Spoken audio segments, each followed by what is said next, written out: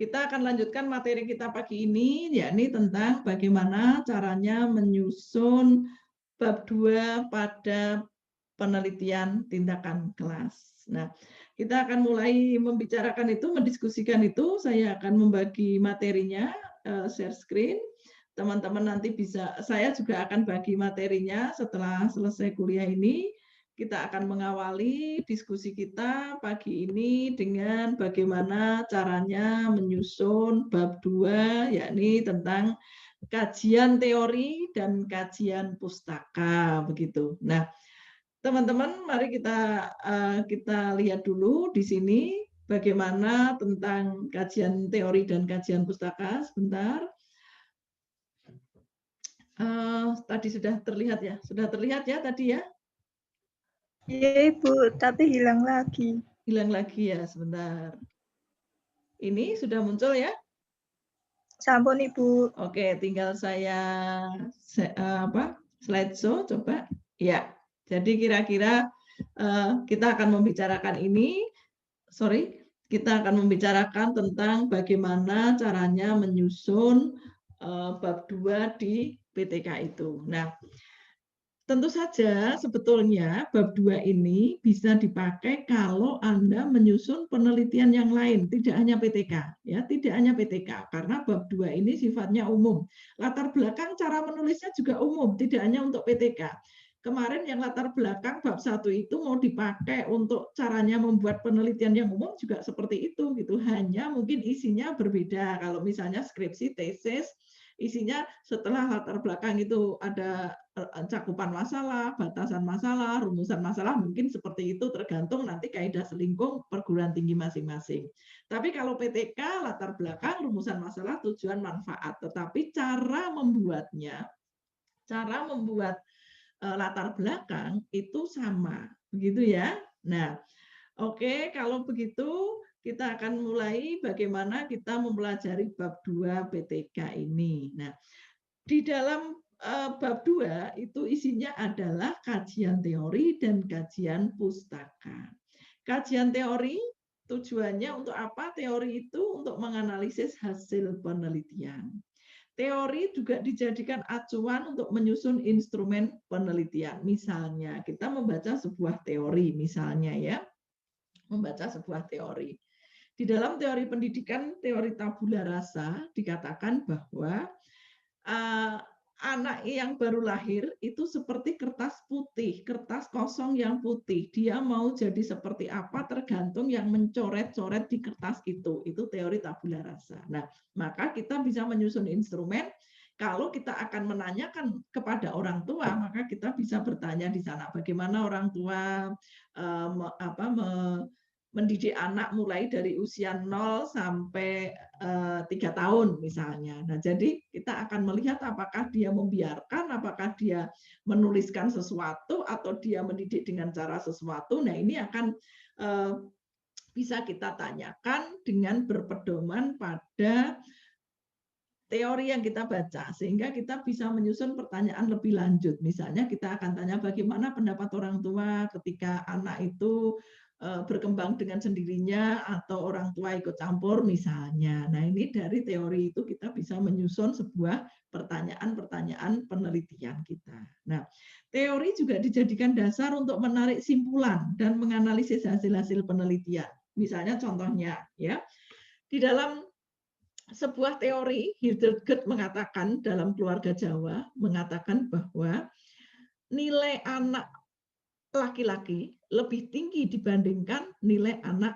perempuan. Nah, jadi nilai anak laki-laki lebih tinggi dibandingkan nilai anak perempuan. Nah, tetapi di dalam lapangan penelitian saya di sebuah desa di Kecamatan Godong, Kabupaten Grobogan, Jawa Tengah, ketika saya meneliti tentang TKW, ada seorang ibu-ibu yang selalu ngomel, yang selalu merasa menderita, merasa tidak beruntung. Tiap pagi dia ngomel begitu sambil menggendong cucunya. Ketika saya tanya, saya dekati, kenapa Bu? Kok tiap hari sepertinya Ibu marah-marah? Dia bilang, saya ini orang paling menderita Mbak di desa ini. Kenapa? Karena saya nggak punya anak perempuan, anak saya laki-laki semua 4. Saya bilang, loh bukannya menurut orang Jawa anak laki-laki itu lebih berharga dibandingkan dengan anak perempuan. Ibunya itu langsung jawab, oh tidak, kalau di sini anak perempuan lebih berharga karena apa? Bisa dijadikan disuruh jadi TKW. Nah, jadi setelah saya menemukan itu, ternyata dekonstruksi teorinya Hildegard itu penghargaannya bukan pada penghargaan bahwa eksistensi anak perempuan diakui, tetapi lebih pada kepentingan ekonomi. Begitu. Nah, ini bisa dijadikan untuk menganalisis bahwa di desa itu ternyata yang lebih berharga adalah anak perempuan, bukan anak laki-laki, tetapi dari sudut ekonomi, dari sudut eksploitasi dalam tanda petik untuk dijadikan TKW. Bukan dihargai karena eksistensinya, bukan dihargai karena nilai sosialnya, tetapi nilai ekonominya. Nah, ini analisis kita bisa seperti itu. Nah, teori yang dipakai dalam sebuah penelitian diperoleh dengan mengidentifikasi variabel atau fokus atau masalah penelitian. Kita lihat dulu apa yang dimaksud dengan kajian teori dan kajian pustaka. Kajian teori itu adalah argumentasi, konsep dari para ahli yang sudah biasa dirujuk dan diikuti secara umum serta sudah teruji. Teori kita pakai untuk menganalisis hasil penelitian sehingga menjadi temuan yang valid dan objektif. Jadi temuan-temuan kita analisis dengan teori agar temuan kita itu menjadi valid dan objektif. Kajian pustaka adalah review penelitian sejenis, yakni penelitian yang sama temanya dengan penelitian kita. Sama tema itu bukan berarti sama judul, sama tema itu ya mungkin salah satu bagian ada yang sama, nanti kita lihat contohnya. Yang sudah pernah dilakukan sebelumnya, baik kita sendiri yang meneliti atau orang lain yang meneliti, itu boleh kita kutip juga. Atau sudah dalam bentuk penelitian, laporan penelitian, atau masih dalam bentuk skripsi, tesis, sudah ditulis dalam jurnal ilmiah, sudah ditulis dalam bentuk buku, atau diunggah di web terpercaya, semuanya boleh dikutip, begitu, dengan mencantumkan sumbernya. Kajian pustaka gunanya untuk mendudukkan posisi penelitian kita. Apakah penelitian kita itu sebagai pelengkap? Apakah penelitian kita itu sebagai pembanding? Apakah penelitian kita itu sebagai menguji ulang? Atau penelitian kita itu memperluas atau lebih memerinci dan sebagainya. Setelah kita membaca penelitian orang lain, maka kita bisa menentukan posisi atau kedudukan penelitian kita. Nah, fungsi kajian teori yang pertama adalah merupakan kajian terhadap satu atau beberapa teori. Jadi, kalau kita ingin melihat seperti apa fungsinya, maka kita mengkaji satu atau beberapa teori yang sesuai dengan masalah dan judul kita. Variabel-variabel dalam judul itulah yang kita carikan konsep atau teorinya. Kemudian digunakan sebagai pisau bedah untuk menganalisis hasil penelitian. Bermakna sebagai landasan berpikir ilmiah dan landasan kerja baik dalam menjaring data penelitian maupun menganalisis hasil penelitian. Tadi saya sebutkan bisa bermanfaat, berguna untuk menyusun instrumen dan menganalisis hasil penelitian. Kajian teori harus sesuai dengan tema atau permasalahan, jadi tidak melenceng kemana-mana, tetapi kita lihat judulnya, kita lihat temanya, kita lihat masalahnya, maka cukup dari situ kajian teorinya, tidak usah mencari yang lain, cukup di situ saja. Kajian teori juga tercermin dalam instrumen serta langkah-langkah analisis data. Cara membuatnya, langkah-langkah membuat kajian teori tentu setelah kita punya tema, kemudian kita menentukan masalah, ya, baru kita mencari referensi buku-buku, ya, referensi buku, artikel, makalah yang membahas teori atau topik yang bersangkutan yang sedang kita teliti. Kemudian kita mengurutkan mulai dari tahun yang paling tua, gitu ya, mengurutkan dari tahun yang paling tua, kemudian sampai teori yang kita baca paling muda kita urutkan, ya, kita baca diurutkan dari yang paling tua sampai yang paling muda, kemudian mengurutkan referensi ini berdasarkan tahun ini gunanya untuk apa? Gunanya adalah untuk mengikuti perkembangan, ya, mengikuti perkembangan teori tersebut. Referensi yang paling tua dijadikan sumber utama, kemudian kita melihat perkembangan teori-teori selanjutnya. Nah, mengkaji masing-masing referensi untuk menemukan kelemahan dan keunggulannya. membahas, mempertimbangkan, dan membandingkan referensi yang satu dengan yang lain, kemudian kita bisa memilih, oh, yang cocok dengan penelitian saya adalah teori ini, yang cocok dengan teori saya, teori ini dan ini. Nah, ini setelah kita membaca, mengkaji, mempertimbangkan. Merumuskan kembali, setelah kita memilih itu, merumuskan kembali dengan kata-kata kita agar kita tidak plagiasi. Teori itu definisinya boleh kita kutip, tetapi setelahnya bagaimana tentang teori itu, kelemahan, keunggulan, bagaimana dipilih, dijalankan, itu harus dijelaskan dengan kalimat kita sendiri. Nah, tidak semuanya kita kutip dari bukunya tokoh yang bersangkutan, gitu. Nah, kemudian yang berikutnya, mohon Mbak Ketua Kelas kalau ada yang masuk di admit ya. Ini kalau saya ngadmit terus nggak bisa bergerak ininya, PowerPoint-nya. Baik, kemudian kita lihat. Belum ada yang masuk. Tadi saya sudah berkali-kali ngadmit karena oleh sebab itu PowerPoint-nya terganggu ya. Nah, ini langkah membuat kajian teori, kemudian fungsi kajian pustaka. Fungsi kajian pustaka kita lihat bahwa suatu penelitian didasarkan pada penelitian sebelumnya. Hasil penelitian sebelumnya ini gunanya sebetulnya untuk menunjukkan bahwa tema penelitian kita itu penting sehingga banyak orang yang meneliti begitu. Nah, tinjauan pustaka penting untuk menentukan kedudukan hasil penelitian terhadap penelitian sebelumnya, untuk menentukan bobot penelitian kita, untuk menghindarkan penulis dari pandangan sempit, ya. Seolah-olah bahwa peneliti itu hanya taunya penelitiannya sendiri, kita hindari yang masalah seperti itu, karena ternyata banyak penelitian lain yang sudah, orang lain yang sudah meneliti hal yang sama atau tema yang sama. Peneliti atau penulis bisa meletakkan penelitian kajiannya ini sebagai penyempurna atau pelengkap atau mengembangkan atau pembanding atau menguji ulang. Nah, ini nanti kita bisa memilih posisi penelitian ketika kita menulis kajian pustaka. Nah, langkah menyusun kajian pustaka hampir sama dengan menyusun teori ya. Kita punya tema, topik, masalah, kemarin sudah masing-masing sudah menyusun bab 1.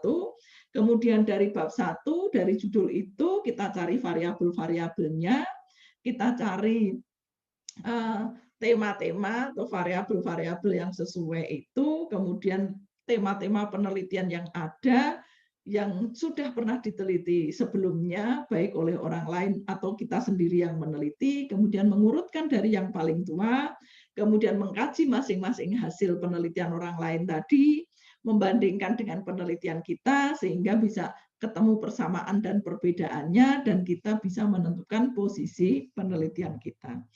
Contoh ya, contoh kita kembali kepada contoh yang kemarin di bab 1, yakni meningkatkan hasil belajar antropologi. KD menemukan nilai-nilai kultural yang disepakati bersama oleh masyarakat Indonesia menggunakan metode role playing. Nah, di sini teman-teman bisa melihat dari mana kita akan menemukan teorinya. Kita identifikasi dulu ya. Kita identifikasi variabel dalam judul untuk menentukan teori. Identifikasi temuan pertama adalah ternyata ada variabel tentang meningkatkan hasil belajar. Oh, berarti nanti kita harus menguasai tentang konsep atau teori evaluasi hasil belajar atau penilaian hasil belajar. Yang berikutnya ada variabel antropologi. KD menemukan nilai-nilai kultural yang disepakati bersama oleh masyarakat. Berarti kita harus menguasai konsep atau materi antropologi yang akan kita jadikan fokus penelitian. Gitu. Kemudian yang berikutnya ada metode, menggunakan metode role playing. Berarti kita harus mengetahui konsep metode pembelajaran secara umum, apa saja metode pembelajaran itu, kemudian kita fokus pada metode pembelajaran role playing. Nah, setelah metode pembelajaran role playing, kemudian ada siswa SMA. Jadi kita akan mempelajari, memahami konsep tentang karakteristik siswa. Kenapa? Karena nanti untuk menganalisis hasil penelitian kita. Nah, sehingga kalau contohnya seperti ini, maka teorinya cukup 1-5 ini. Pertama, konsep tentang evaluasi belajar atau penilaian hasil belajar. Konsep tentang nilai-nilai kultural yang disepakati bersama, ini materi. kemudian konsep tentang metode pembelajaran, konsep tentang metode role playing, kemudian konsep tentang karakteristik siswa SMA. Nah, jadi dari judul masing-masing yang Anda buat, sekarang Anda sudah bisa menentukan kajian teorinya. Dari mana caranya menganalisis variabel-variabel dalam judul. Agar tidak terlewat, maka diawali dari yang pertama. Ketika kita membaca judul, variabelnya apa saja yang pertama muncul, itu kita carikan konsepnya. Yang berikutnya, sehingga secara berurutan di dalam judul ini ternyata ketemu 5 konsep. Ini sudah cukup, ya, sudah cukup, tidak usah mencari-cari yang lain. Nah, kalau kajian pustaka, sebelum ke kajian pustaka, mungkin saya bisa memberikan contoh caranya menentukan judul, ya. Ini akan saya bagi contoh, ya. Ini misalnya, ya, contoh ini yang hitam dulu kita perhatikan, tidak usah memperhatikan yang merah karena nanti kita akan saya sampaikan kenapa harus ada yang merah itu. Judulnya adalah meningkatkan prestasi belajar pada materi keberagaman sosial menggunakan model pembelajaran sosiodrama, sosiologi drama pada siswa kelas 11 IPS SMA Negeri 1 mana. Nah, ketika kita melihat judul ini, maka yang pertama kali konsep yang harus ada adalah tentang prestasi belajar, berarti teori evaluasi belajar, penilaian tentang prestasi belajar. Kemudian materi tentang keberagaman sosial. Kemudian konsep teori tentang model-model pembelajaran sosiodrama. Kemudian karakteristik siswa SMA. Nah, jadi dari judul ini kita bisa ketemu teori yang ini. Nah, teman-teman, apakah ketika nanti kita menulis skripsi itu boleh membuat PTK? Kalau skripsi tidak boleh PTK, tetapi boleh penelitian pendidikan, ya. Bedanya apa? Kalau PTK itu pakai siklus, kalau penelitian pendidikan tidak pakai siklus. Apakah judul-judul PTK kita bisa dirubah menjadi judul penelitian pendidikan dan tidak PTK lagi, bisa dianalisis dengan penelitian pendidikan baik kualitatif maupun kuantitatif? Bisa. Contohnya ini, ya. Kalau kita punya judul PTK seperti ini, misalnya judul kita yang hitam ini, kemudian kita ingin jadikan skripsi kita, rubahlah menjadi penelitian pendidikan. Kalau mau kualitatif, ya misalnya implementasi model pembelajaran sosiodrama, misalnya gitu ya. Kalau mau kualitatif, ya berarti implementasi model pembelajaran sosiodrama pada mapel sosiologi di kelas 10, bla bla bla bla. Penelitian ini bisa didekati, dianalisis dengan kualitatif.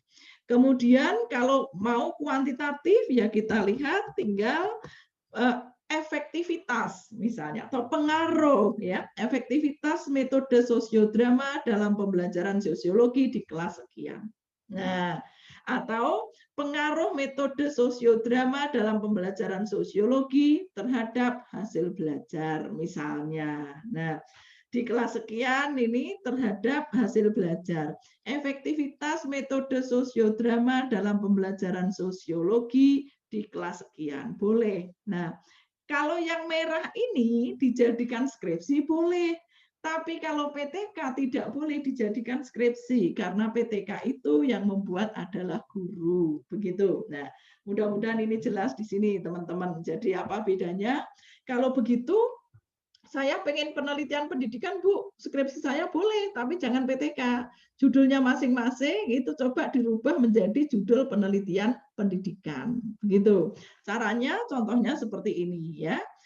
Boleh yang implementasi model, boleh yang efektivitas metode sosiodrama dalam pembelajaran sosiologi, silahkan. Atau pengaruh metode sosiodrama dalam pembelajaran sosiologi terhadap hasil belajar, misalnya. Ya, ini boleh dijadikan judul untuk skripsi, tema-tema untuk skripsi teman-teman selain PTK, tapi kita jadikan penelitian pendidikan. Begitu. Nah, kira-kira itu caranya menentukan teori. Kalau misalnya kita punya judul seperti ini, teorinya akan seperti ini. Nah, kita lihat lagi contoh, ya, misalnya, ya, kita lihat yang berikutnya ini. Misalnya, ini yang saya coret, ini karena tidak efektif kalimatnya, maka saya betulkan yang hitam ini. Meningkatkan prestasi belajar sosiologi tentang hubungan sosial siswa kelas 10 melalui metode sosiodrama. Oke, ya. PTK pelaksanaannya ini harus dalam 1 semester. Misalnya kita seperti ini, seperti judulnya Ersa bagus ini, berarti kita akan menguasai teori apa? Prestasi belajar, teori penilaian, teori tentang hubungan sosial, kemudian menguasai metode sosiodrama, gitu ya. Nah, ini kira-kira beberapa hal yang bisa kita contohkan di dalam caranya caranya mengidentifikasi judul, kemudian masalah, dan untuk menentukan teori. Nah, kemudian juga merubah judul-judul itu menjadi judul penelitian pendidikan sehingga bisa dijadikan skripsi. Nah, kita lanjutkan, kemudian yang kajian pustaka. Tadi saya katakan bahwa kajian pustaka itu review penelitian sejenis. Review penelitian yang sama temanya dengan penelitian kita yang sudah pernah dilakukan, yang tujuannya tadi untuk menentukan posisi penelitian kita, apakah penelitian kita itu sebagai pelengkap, sebagai pembanding, atau mengkaji ulang, itu nanti akan kita tentukan. Nah, kita lihat beberapa contoh di sini, contoh caranya membuat kajian pustaka juga ada. Kita akan ulangi, agak terganggu dengan PowerPoint-nya ini, mungkin sinyal jaringan. Oke, kita lihat contohnya ya. Contoh kalau tadi contoh kita adalah penelitian antropologi tentang keberagaman nilai-nilai kultural yang disepakati bersama oleh masyarakat. Nah, misalnya kita caranya membuat kajian pustaka adalah dalam satu paragraf seperti ini. Kita menemukan satu tema penelitian orang lain, maka kita simpulkan dalam satu paragraf, ya. Satu paragraf itu bisa setengah halaman, ya, boleh. Penelitian tentang metode pembelajaran sudah banyak dilakukan. Demikian pula penelitian tentang metode pembelajaran antropologi. Penelitian tentang macam-macam metode yang inovatif yang digunakan di sekolah menunjukkan hasil yang bervariatif. Akan tetapi muaranya sama, yakni membuat hasil belajar menjadi lebih meningkat. Seperti penelitian yang dilakukan oleh Astuti, misalnya saya melakukan penelitian, judulnya, nah judul penelitiannya adalah penggunaan metode role playing dalam pembelajaran sosiologi materi interaksi sosial pada siswa kelas 10 SMA Sukaduka Semarang misalnya. Nah, mana yang samanya tema? Mana yang temanya sama? Mana yang temanya sama dengan penelitian kita, yakni tentang metode role playing, begitu ya. Jadi meskipun kita tidak mencari judul yang sama ya, kita tidak mencari judul yang sama, tetapi mencari tema metode yang sama, gitu. Ini yang sama dengan tema kita apa? Metodenya sama-sama menggunakan metode role playing, meskipun SMA-nya beda, sama-sama di Semarang, SMA-nya beda. Kalau metodenya sama, dilakukan oleh guru yang lain, kemudian di SMA yang sama, boleh tidak dijadikan kajian pustaka? Boleh. Jadi sama-sama SMA, tetapi dilakukan guru yang lain, boleh nggak? Boleh banget, gitu ya. Demikian pula penelitian yang dilakukan oleh Beni 2016 pada pembelajaran antropologi menemukan nilai-nilai kultural yang disepakati bersama oleh masyarakat Indonesia di kelas 11 SMA Z menggunakan media gambar. Nah, kalau yang kedua ini, yang sama adalah tentang materinya. Materi menemukan nilai-nilai kultural, sama-sama mapel antropologi, sama-sama KD-nya sama, tetapi Beni menggunakan media gambar. Kalau kita tadi menggunakan metode role playing. Hasilnya adalah media gambar sangat efektif dalam meningkatkan hasil pembelajaran antropologi, seperti menemukan nilai-nilai kultural yang disepakati bersama oleh masyarakat Indonesia. Hal ini dikarenakan media gambar sesuai dengan karakteristik dan minat siswa. Selain itu, media gambar menarik dan mudah diingat daripada tulisan atau ceramah. Ini saya contohkan dua saja. Kalau Anda ketemu lagi ya silakan nanti yang sama temanya, sama persis beda sekolah boleh. sama persis dilakukan guru yang lain di sekolah yang sama? Boleh, gitu ya. Nah, setelah kita ketemu beberapa contoh kajian pustaka, maka kita mulai membuat persamaan dan perbedaannya. Persamaan penelitian ini dengan penelitian sebelumnya adalah, nah ini, sama-sama merupakan penelitian tindakan kelas, meski pada jenjang yang berbeda. Persamaan berikutnya adalah peneliti menggunakan berbagai metode pembelajaran untuk meningkatkan hasil belajar meskipun tidak sama persis, namun hasil penelitian terdahulu dapat dijadikan acuan. Perbedaan penelitian yang dilakukan ini dengan penelitian sebelumnya adalah berbeda lokasi misalnya, berbeda waktu, berbeda subjek. Oleh karena itu penelitian ini tidak duplikasi. Dengan demikian, posisi penelitian ini adalah sebagai apa? Pelengkap, sebagai pelengkap dan pembanding dari penelitian yang sebelumnya. Nah, ini contoh kajian pustaka. Nah, dari kajian pustaka ini kita bisa melihat, kemudian kita simpulkan, kita rumuskan dengan cara yang seperti ini sehingga teman-teman bisa nanti mencontoh bagaimana caranya membuat kajian pustaka, baik untuk skripsi atau PTK, ini bisa umum ya, untuk penelitian umum caranya menyimpulkan seperti itu. Persis ini di bab 2 itu untuk penelitian sama semuanya. Nah, kemudian kerangka berpikir itu biasanya dalam bentuk bagan agar mudah dipahami. Setelah kita menjelaskan, menguraikan dalam bentuk kalimat, maka kita buat bagan agar mudah dipahami. Misalnya, ini seperti peta jalan penelitian kita. Ini roadmap penelitian kita. Kita mau melakukan apa? Oh, pertama kondisi awal. Guru belum melakukan penelitian, masih pembelajaran biasa. Ternyata hasil belajarnya kurang, masih di bawah KKM. Siswa ngantuk, siswa bosen, itu kan hasilnya di sini nih. Nah, kemudian dari kondisi awal ini kita lakukan tindakan, treatment, ya. Tindakannya apa? Guru menggunakan metode role playing. Metode role playing ini dilakukan pada siklus 1 dan siklus 2.